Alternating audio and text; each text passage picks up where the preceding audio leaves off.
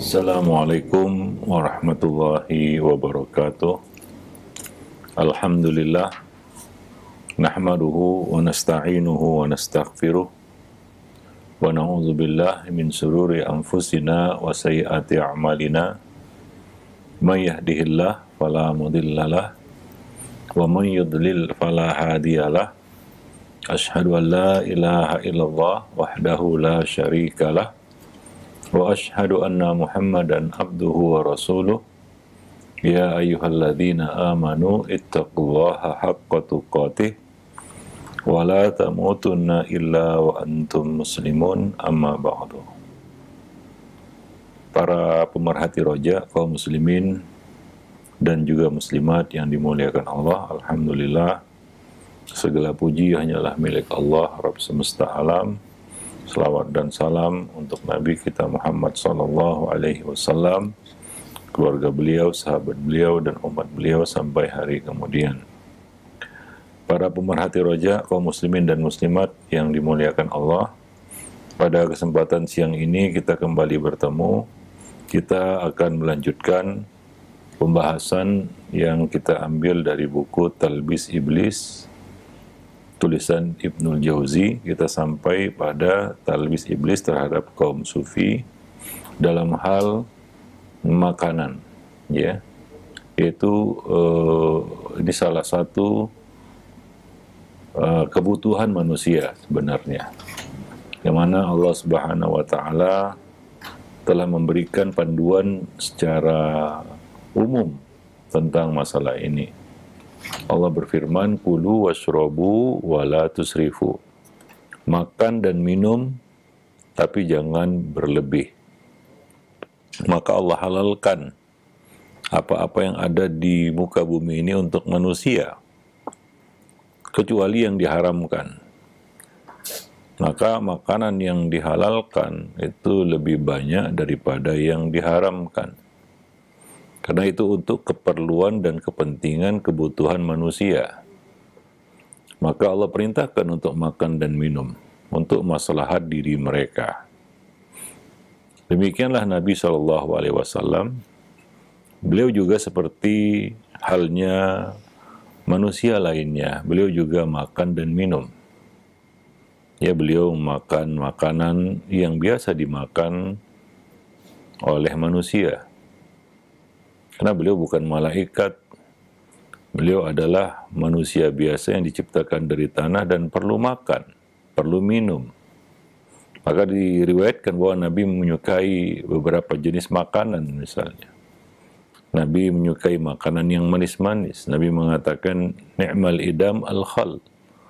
Ya, sebaik-baik lauk itu adalah al-khal, cuka. Adapun kaum sufi, mereka membatasi diri dari hal-hal seperti ini, sehingga cenderung ya mengharamkan atas diri mereka sesuatu yang dihalalkan Allah. Seperti pandangan sebagian kaum sufi yang mereka menganggap buruk, ya, ataupun mencela orang-orang yang makan pakai lauk. Ini masalah yang diangkat oleh Ibnul Jauzi di sini, ya. Karena menurut mereka lauk itu adalah syahwat, ya, syahwat yang berlebih dari makanan. Sehingga menurut mereka tidak sepatutnya memakan lauk. Nah, ini tentunya Nabi SAW dan para sahabat, ya, juga memakan lauk. Disebutkan dalam kitab Sahihain bahwa Rasulullah SAW ya makan mentimun dan kurma muda. Ya, ini ada dua jenis makanan yang dimakan Nabi dalam waktu bersamaan, yaitu mentimun dan kurma muda. Karena sebagian orang ada yang memakruhkan makan dengan dua jenis lauk. Ya, kalaupun pakai lauk cuma satu jenis lauk. Bahkan di kalangan yang lebih ekstrim lagi, tidak boleh makan pakai lauk. Ya, makan makanan pokok saja, misalnya nasi atau gandum saja tanpa lauk. Nah, ini tentunya ya sesuatu yang berat, ya. bagi manusia untuk bisa melaksanakan hal seperti itu. Ya, karena biasanya makanan-makanan pokok ini ada pasangannya. Ya, nasi dengan pasangannya. Ya, demikian juga gandum dengan pasangannya. Tadi kita disebutkan ya, bahwa Nabi SAW makan mentimun, timun, dan kurma muda. Abul Haisam bin At-Taihan ya memakan roti, daging panggang, kurma muda, dan minum air dingin. Ya, nah disebutkan itu dari dalam sebuah riwayat ya, At-Tirmidzi dalam kitab Asy-Syama'il Al-Muhammadiyah ya, bahwa Abul Haitham ibn Taihan memakan roti, daging panggang, kurma muda, dan beliau juga minum air dingin, sesuatu yang menurut kaum sufi adalah suatu hal yang identik dengan hawa nafsu ataupun syahwat. Dia seperti air dingin dan lauk-lauk, sesuatu yang mereka hindari. Nah, demikian juga Sufyan Ats-Tsauri. Beliau makan daging, minum makan anggur, ya, dan al-faludas, lalu mengerjakan sholat. Ya, faludasnya sejenis makanan yang terbuat dari kurma kering dan tepung. Ya, yang dibuat dari kurma kering dan tepung. Itu ya, disebut faludas. Ya, lalu ia mengerjakan sholat. Ya. Nah, demikian juga para sahabat tabi'in mereka biasa memakan lauk. Bukankah Nabi mengatakan ni'mal idam al-khal, sebaik-baik idam yaitu lauk adalah al-khal, yaitu cuka. Ya, nah demikian. Dan ini suatu hal yang biasa pada makhluk hidup ya, hewan misalnya. Kuda saja memakan jelai, jerami, dan al-qut. Ya, jenis biji-bijian yang biasa dikonsumsi oleh manusia, al-qut. Demikian juga unta memakan dedaunan dan himd, yaitu sejenis tanam-tanaman atau tumbuh-tumbuhan. Ya, nah demikian. Jadi biasa mereka memakan lauk ya. Nah, tapi ya, tidak harus ya mereka makan harus pakai lauk. Kadang-kadang ada kondisi di mana mereka tidak memiliki lauk ya, mereka masih bisa ya makan tanpa lauk. Nah demikian. Wallahu a'lam bishawab. Ya. Nah, jadi walaupun ya sebagian dari mereka menghindari diri dari memakan lauk yang terlalu banyak ya, sehingga kebiasaan ini akan membebani fisiknya ataupun tubuhnya ya.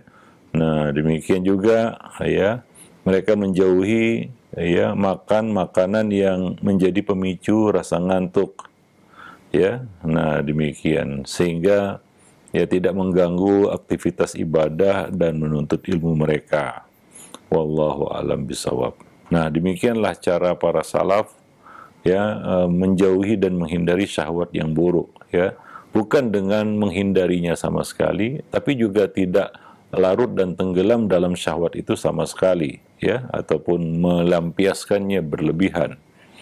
Ya, jadi ada rimnya, ada kendalinya. Ya, tidak menghindarinya sama sekali, tapi tidak juga terlalu kita katakan terlalu menikmatinya atau terlalu kita katakan terlalu berlebihan di dalam hal itu. Wallahu a'lam bishawab. Khairul umuri awsatuha, sebaik-baik urusan adalah yang pertengahan. Maka dari itu Allah mengatakan kulu washrabu wala tusrifu, makan dan minumlah kamu tapi jangan berlebih-lebihan ya. Nah demikian ya, ketika seseorang makan roti gandum ya ataupun yang lainnya ya dengan lauknya, ya tentunya akan membuat ya apa ya tercukupi kebutuhan dirinya. Wallahu a'lam bishawab. Baik. Dan mempersedikit asupan makanan akan mengeringkan dan mempersempit lambung. Ya, nah demikian. Kalau itu berlebihan ini akan mudarat. Tapi kalau ya kita katakan wajar, ini baik bagi tubuh tentunya. Ya, nah demikian. Jadi antara keduanya. Maka Nabi SAW mengingatkan kepada kita terkait dalam bab makan ini. Ya, silakan makan, silakan minum sebagaimana Nabi, tapi jangan berlebihan. Yang susah adalah poin itu, yaitu jangan berlebihan itu, wala tusrifu. Kadang-kadang kalau kita makan, kita sering lupa ya, hingga makan sampai kekenyangan. Ada orang yang makan sampai kekenyangan hingga nggak bisa berdiri, ya. Ya, dia hanya bisa terkulai, tergeletak ya karena kekenyangan ya. Nah, demikian. Nah, ini juga tidak baik tentunya ya. Maka wala tusrifu itu yang kadang-kadang kita nggak bisa melaksanakannya. Kita sering israf, berlebih-lebihan. Apalagi kalau prasmanan ya, makanan terhidang begitu ya. Ya, ingin rasanya semua diambil, semua dicoba, padahal ya ujung-ujungnya mubazir. Nah, ini tentunya tidak baik ya. Nah, demikian. Makan dan minumlah kamu secukupnya, jangan berlebih-lebihan. Maka Nabi mengingatkan kepada kita ya di dalam hadis yang diriwayatkan oleh Al-Miqdam bin Ma'di Karib bahwa ia berkata, aku mendengar Rasulullah sallallahu alaihi wasallam bersabda, "Ma mala'a ibnu Adam wi'an syarran min batnih." Tidak ada wadah yang lebih buruk untuk dipenuhi anak Adam selain perutnya. Ya, selain perutnya. Hasbu ibn Adam akalatin yukimna sulbahu. Cukuplah bagi anak Adam beberapa suap makanan yang dapat menegakkan tulang punggungnya. Itulah dia fungsi makan, yaitu untuk kebutuhan diri. Ya, jangan berlebih-lebihan. Maka kita lihat orang-orang yang misalnya makan prasmanan, ya apa yang dilihat diambil. Ini yang makan bukan mulutnya, tapi matanya. Ya, dia ingin memuaskan matanya, bukan ingin menutupi kebutuhan perutnya. Ya, maka dia ambil semuanya. Dia pun kesulitan untuk menghabiskannya. Bahkan ada yang tumbang lagi, ya, karena terlalu banyak ya makannya. Nah, ini tentunya tidak baik ya bagi ya kesehatan juga nggak baik makan yang berlebihan itu. Kebanyakan makan yang berlebihan ini ya tubuh tidak mampu untuk mengurai makanan itu sehingga menjadi sampah dan beban bagi tubuh hingga akhirnya menimbulkan penyakit tentunya ya. Nah, maka Nabi mengatakan di sini ini kaedahnya bihasbi ibni Adam. Cukuplah bagi anak Adam itu ukulat ataupun akalat, yaitu beberapa suap makanan, yaitu makanan secukupnya, yukimna sulbahu, untuk menegakkan tulang punggungnya. Jadi makan ya sebatas keperluannya, ya tidak usah berlebih-lebih, ya sehingga membebani tubuh, karena tubuh juga ada batasnya, ada batas kemampuannya. Ya, tidak semua makanan yang dimasukkan ke dalam tubuh itu bisa diurainya menjadi zat-zat yang bermanfaat. Apalagi itu berlebih. Itu yang menjadi beban bagi tubuh, sehingga wajar kalau efeknya itu adalah kita mengantuk. Kalau kita kebanyakan makan, ya makan tidak memperhatikan kita katakan porsinya ataupun kebutuhannya, ya maka efeknya adalah kita akan mudah mengantuk. Nah, kalau mengantuk ya kita tidak bisa beraktivitas, ya maka kadang-kadang ya sedang sholat kita terpaksa harus menahan kantuk yang berat. Kenapa? Karena kekenyangan. Ya, nah demikian. Jadi ini kelaparan juga orang itu bisa terganggu sholatnya. Maka kalau dihidangkan makanan, kamu kamu bernafsu untuk memakannya, maka dahulukan makan daripada sholat. Ya, walaupun sholat sudah diiqomahkan, ya, karena kondisi lapar itu juga tidak baik. Demikian juga sebaliknya kondisi kekenyangan ini juga nggak baik, itu bisa mengganggu sholat kita, ya, nah bisa mengganggu kekhusyukan kita. Taib. Fa in kana la budda, jika kamu harus makan, ya, maka fa thuluthun ta'amun wa thuluthun syarabun wa thuluthun linafasihi. Maka jika dia harus makan, maka porsinya adalah sepertiga untuk makanan, sepertiga untuk minuman, dan sepertiganya lagi untuk bernafas. Yaitu kasih ruang di dalam perut ini untuk bernafas. Ya, Ibnu Jauzi mengatakan, syariat ini memerintahkan agar kita mengkonsumsi makanan sekadar untuk memelihara, menjaga jiwa kita, untuk menjaganya dan mengupayakan kemaslahatannya. Beliau mengatakan, andai kata Abokratos, ya, salah seorang dokter atau tabib pada masa Yunani kuno, ya, mendengar hadis Nabi tadi, yaitu pembagian Nabi, ya, Nabi membagi tiga, itu sepertiga untuk makanan, sepertiga untuk minuman, dan sepertiga untuk udara bernafas. Ya, beliau mengatakan di sini, Ibnu Jauzi mengatakan, niscaya ya dia akan tercengang dengan hikmah ini. Ketahuilah, makanan dan minuman akan mengembang dalam lambung sehingga bisa memenuhi seluruh ruangnya. Namun jika mengikuti ketentuan Nabi tadi, berarti masih tersisa sepertiga untuk udara, untuk bernafas, ruang kosong untuk bernafas. Ini adalah pembagian yang proporsional. Ya, proporsional. Ya, kurang sedikit mungkin tidak masalah. Ya, namun jika kekurangan ini semakin meningkat, maka itu akan melemahkan kekuatan fisik. Ya, nah misalnya orang ya tidak makan sehingga mungkin lambungnya juga akan rusak, ya. Nah, mungkin dia akan terkena asam lambung dan sejenisnya. Jika perutnya selalu kosong, ya, tidak terisi makanan, ya. Nah, sehingga bisa membahayakan kesehatan dirinya, tubuhnya. Nah, begitulah Nabi membaginya, ya, sepertiga untuk makanan, sepertiga untuk minuman, sepertiga lagi untuk udara, ya, kita bernafas.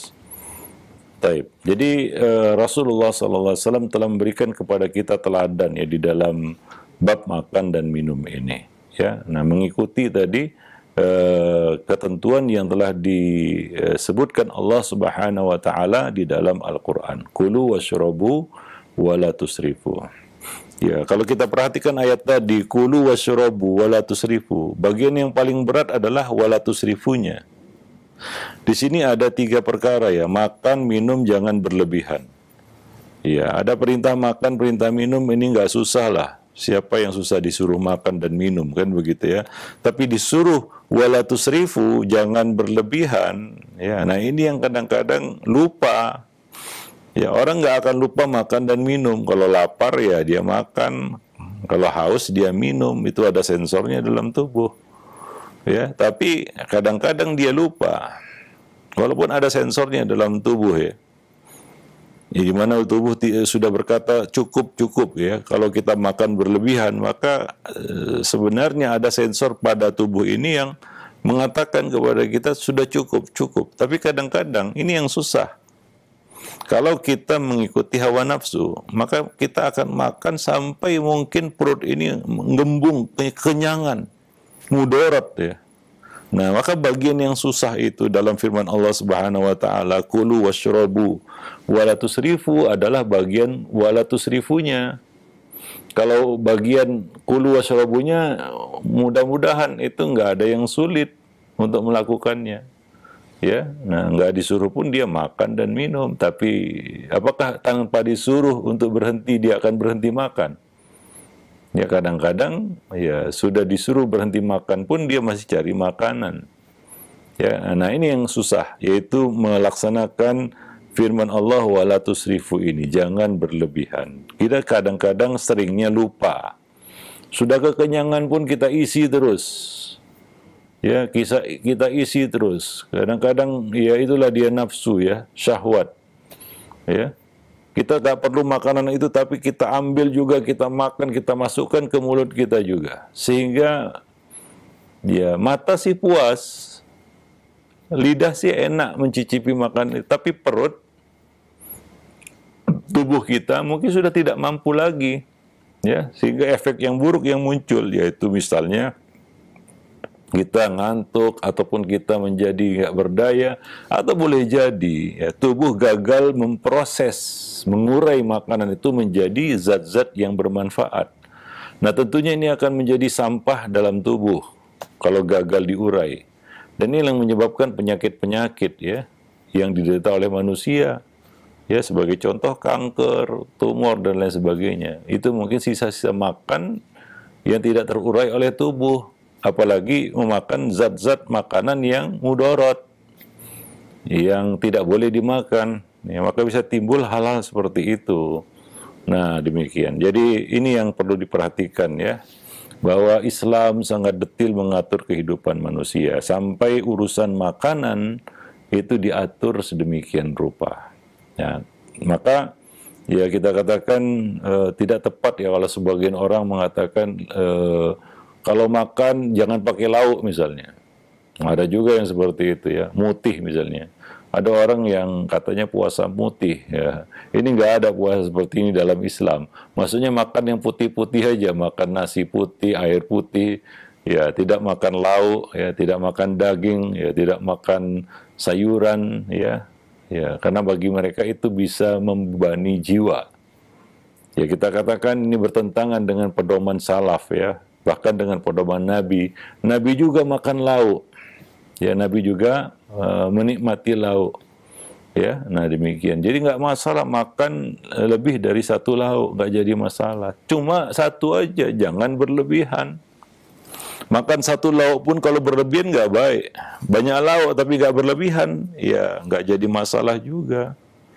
Ya, cuma ya kita juga harus membatasi diri ya dari memperturutkan nafsu ketika makan.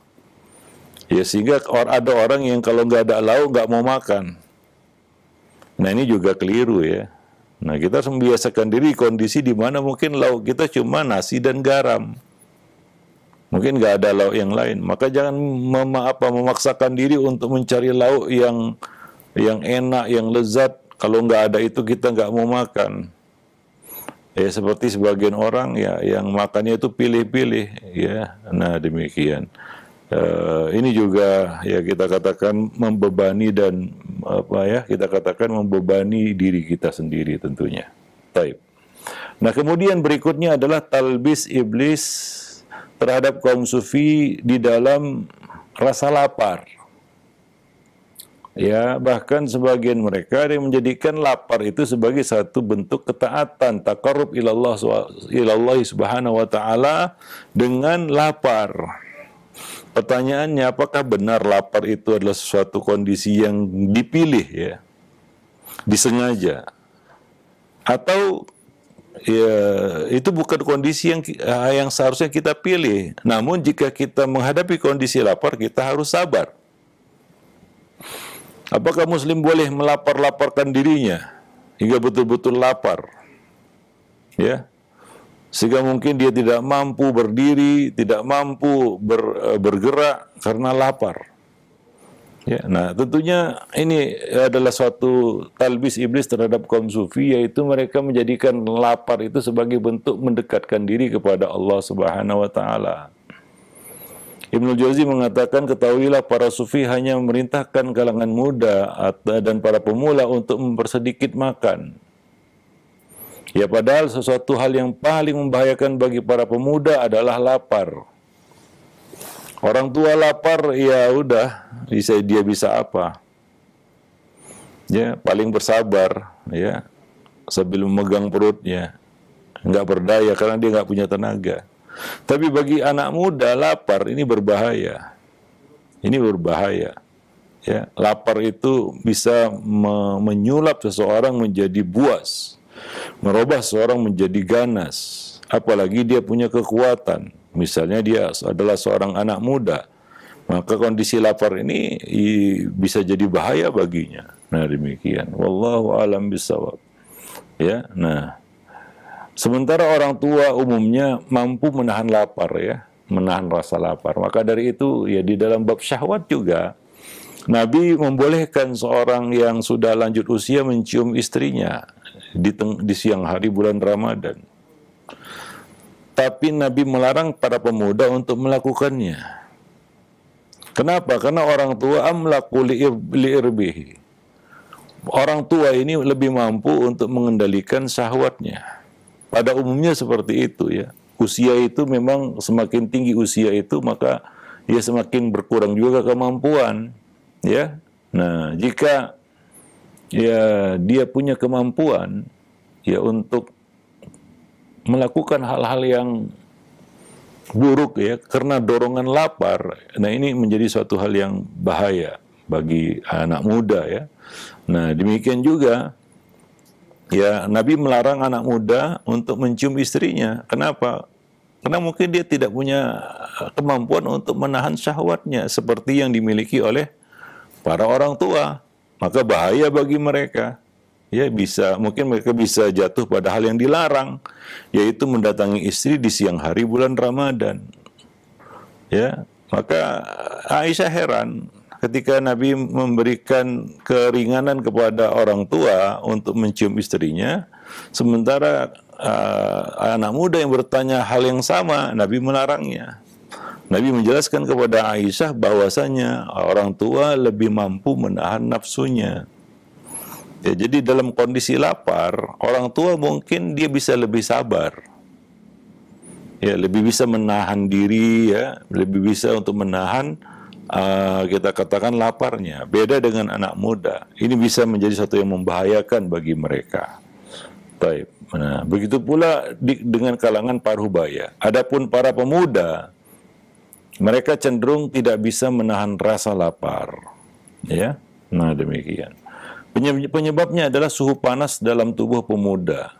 Itu tentunya lebih tinggi lagi. Oleh karena itulah pencernaannya baik dan oleh karena itulah ya pencernaannya, pembakaran zat-zat makanan dalam tubuhnya ya itu akan tentunya ini lebih lebih baik ya daripada orang tua. Ya, nah demikian.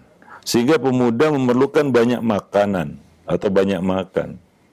Ya, seperti obor baru yang memerlukan banyak minyak. Ya, maka nggak sama ya. Ya, seorang ya kita katakan orang tua ya, ya mungkin menahan diri dari makan dan minum. Dia lebih bisa menyedikitkan makan dan minumnya. Itu tidak terlalu mengherankan. Ya, daripada anak muda. Ya, anak muda. Ya, nah demikian. Maka dari itu, ya mungkin yang sudah tua mengetahui ya, bahwa ketika di usia tua, kita makan pun sudah berbeda rasanya. Dan selera makan pun tidak seperti waktu muda. Ya, selera makan kita juga nggak seperti waktu muda dulu. Ya, mungkin kita makan ini, makan itu, sudah kehilangan rasa. Ya, sudah kehilangan rasa. Rasanya tidak seperti waktu kita makan di waktu muda dulu, padahal makanannya sama. Ya, maklumlah ya, mulut juga sudah berubah gitu ya. Kemampuan indera perasa juga sudah berkurang. Sehingga mungkin makanan yang kita makan tuh rasanya ya mungkin tidak spektakuler dulu waktu kita masih muda. Maka dorongan untuk banyak makan juga semakin berkurang. Ya, beda dengan anak muda. Ya, beda dengan anak muda. Ya, makan itu masih terasa nikmat seperti kita dulu waktu muda lah. Makan itu kan begitu nikmat karena alat perasanya yaitu lidah sebagai alat perasa itu juga sudah berubah. Ya, berkurang kemampuannya. Nah, demikian. Maka enggak sama ya orang tua yang bisa menahan lapar dengan anak muda yang kurang mampu menahan lapar. Ya, nah, maka dan juga ya seorang anak muda masih muda lah kita katakan, masih masa pertumbuhan, perkembangan ya, masih membangun dirinya ya dengan ya zat-zat yang diperlukan oleh tubuhnya. Ya, maka seorang pemuda menahan lapar pada masa-masa awal pertumbuhannya, itu berarti sama saja dia menghambat pertumbuhan fisiknya. Ini sama saja dengan orang yang meruntuhkan pondasi dinding rumah. lambung manusia itu akan terus mencari sisa-sisa makanan yang mengendap dalam tubuh. Nah, jika tidak ada asupan yang bisa dicernanya, itu dapat mengganggu kerja otak dan fungsi tubuhnya yang lain. Ya, nah itu kenapa ya kita katakan nggak sama ya porsi anak muda dengan porsi orang tua. Ya, nggak bisa dibalik gitu. Anak muda dikasih sedikit, orang tua dikasih banyak. Anak muda merasa kurang, orang tua merasa kelebihan. Ya, karena usia, faktor usia. Ya, para pemerhati roja kaum muslimin dan muslimat yang dimuliakan Allah. Nah, demikian. Ya, maka para ulama menyatakan bahwasanya mengurangi makanan dapat melemahkan badan. Ya, maka ada hak-hak. Ya, anak kecil misalnya, bayi misalnya. Dalam Islam mereka punya hak 2 tahun untuk disusui. Punya hak ya, dan kewajiban kedua orang tuanya untuk mencukupi hak tersebut. Tidak boleh dia abaikan. Ya, orang tua wajib itu untuk memberikan hak bagi para bayi ini 2 tahun. Ya, yurdi'na auladahunna haulaini kamilaini. Menyusui ya bayi-bayi mereka 2 tahun penuh. Itu hak bayi. Harus dicukupi oleh ayah dan ibunya, apapun ceritanya. Ya, karena mereka dalam masa pertumbuhan. Ya, perlu makanan itu. Nggak tepat kita katakan kepada seorang anak, nak, tahan lapar ya. Ya, maka dulu para salaf, kita dengar cerita-cerita baik dari umat-umat terdahulu maupun di kalangan para salaf. Mereka itu berkorban untuk anak-anak mereka dalam hal makanan. Ya, pernah ada seorang yang datang kepada Aisyah, seorang wanita, dengan 2 orang anaknya. Ya, mereka meminta sesuatu. Aisyah tidak memiliki sesuatu, hanya kurma yang ada. Maka Aisyah pun memberikan kepada mereka, ya, keluarga itu, anak dan kedua anak, seorang ibu dan kedua anaknya itu 3 butir kurma. 3 butir kurma. 1 butir kurma. 3 butir kurma. Lalu dibagikanlah masing-masing 1. 3 butir kurma. Ya, diberikan 2 butir kurma itu kepada masing-masing anaknya. Dan bagiannya 1 butir kurma. Ya, namanya anak-anak ya, dikasih kurma langsung habis. Anak-anak. Ya, tersisalah kurma yang ada di tangannya. Maka setelah kedua anaknya ini makan, dia melihat ibunya. Nah, ibunya ini paham, begitulah naluri keibuan ya, bahwa anaknya perlu makan ya. Anaknya perlu makan. Maka dengan rasa kasih sayang ada di dalam hatinya, dia belah itu kurma menjadi 2, dia berikan kepada masing-masing anaknya. Sementara dia sendiri tidak makan. Demikianlah dahulu ya, para salaf berkorban dalam hal makanan untuk anak-anak mereka. Karena wanita ini sadar anaknya perlu makan, sementara dirinya masih bisa menahan lapar. Ya, masih bisa menahan lapar. Ya, mungkin tidak sebutuh dan seperlu anaknya terhadap makanan. Ya, maka ia pun berkorban memberikan kurma itu kepada anaknya, kepada kedua anaknya dengan cara membelahnya. Begitulah para pemerhati roja kaum muslimin dan muslimat yang dimuliakan Allah. Bagaimana seorang ayah dan ibu itu berkewajiban memenuhi hak ya anak-anak mereka, memberikan makanan ya bagi mereka. Karena mereka dalam masa pertumbuhan. Ya, jadi konsep sufi ini yaitu menyedikitkan makanan lalu diterapkan kepada anak-anak muda, ini bisa mengganggu perkembangan tubuh mereka. Ya, maka Allah melarang ya, kita katakan meninggalkan anak keturunan kita dalam kondisi lemah, zurriyatan di'afa, khafu alaihim, yang kamu khawatir atas mereka. Ya, menjadi anak yang kurang gizi, anak yang lemah secara fisik, ya. Nah, ini kan merugikan mereka nantinya. Ya, mereka perlu ya kita katakan makanan-makanan tersebut ya untuk menopang kehidupan mereka. Wallahu a'lam bissawab. Maka para ulama mengatakan bahwasanya mengurangi makan dapat melemahkan badan. maka badan perlu hak ya untuk dicukupi agar dia tidak menjadi lemah. Dan Allah juga menyukai ya seorang mukmin yang kuat. Ya, diriwayatkan dari Ahmad bin Hanbal, dia dimintai pendapat oleh Uqbah bin Muqrin terkait mereka adalah orang-orang yang makan sedikit serta menyedikitkan makanannya atau menyedikitkan makannya. Maka Imam Ahmad pun menanggapi, aku tidak menyukai sifat ini. Aku pernah mendengar Abdurrahman bin Mahdi bercerita mengenai satu kaum, itu para sufi yang berbuat demikian. Lalu hal itu membuat mereka tidak mampu menjalankan kewajiban yang dibebankan. Ya, jadi Imam Ahmad tidak suka dengan cara seperti itu. Ya, sengaja melapar-laparkan diri, lalu kemudian memudaratkan dirinya. Allah mengatakan wala tulqu bi aidikum ila tahlukah. Bahwa melaparkan diri itu bukan bentuk takarrub, mendekatkan diri kepada Allah Subhanahu wa taala. Beda kondisi orang itu memang tak punya makanan, dia lapar. Seperti kondisi yang sering dialami oleh Nabi SAW dan para sahabat. Ya, mereka mengalami kondisi lapar karena tidak ada makanan. Tapi jika ada makanan, mereka tidak akan membiarkan diri mereka lapar. Mereka akan menyantap makanan itu. Ya, jadi beda itu dengan apa yang dilakukan oleh kaum sufi ini. Mereka sengaja melaparkan diri.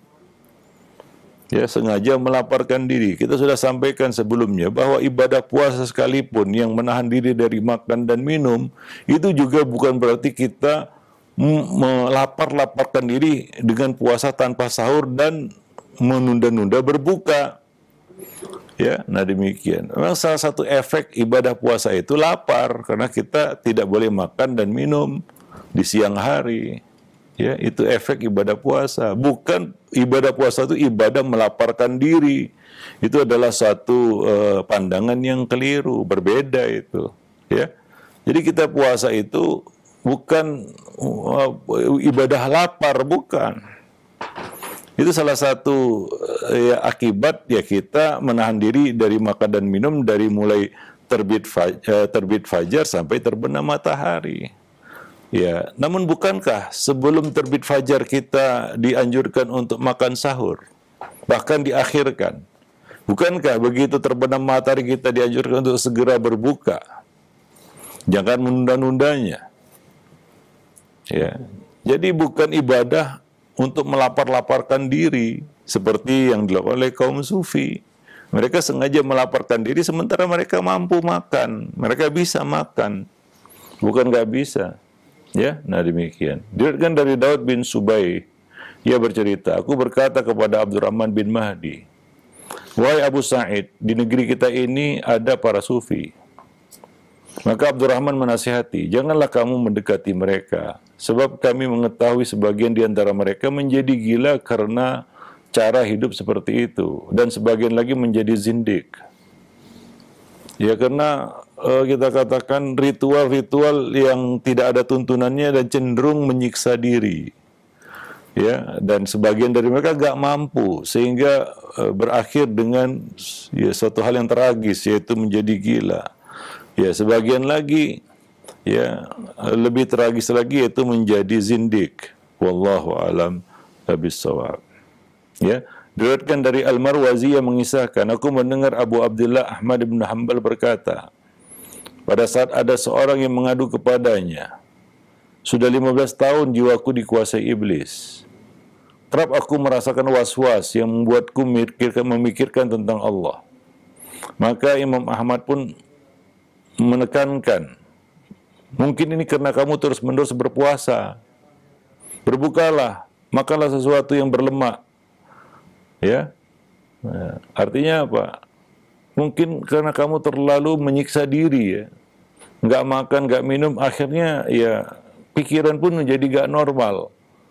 Ya, karena otak tidak bisa berfungsi sebagaimana mestinya, karena perut lapar. Ya, nah, dan dia merasa 15 tahun dikuasai, jiwanya dikuasai oleh iblis. Mungkin rasa lapar itu yang dia maksud, ya, hingga dia nggak bisa berpikir jernih. Ya, nah, lalu dia merasa was-was. Ya, nah demikian. Ya, maka Imam Ahmad mengatakan, mungkin ini karena kamu terus-menerus berpuasa. Maka berbukalah, makanlah artinya. Ya.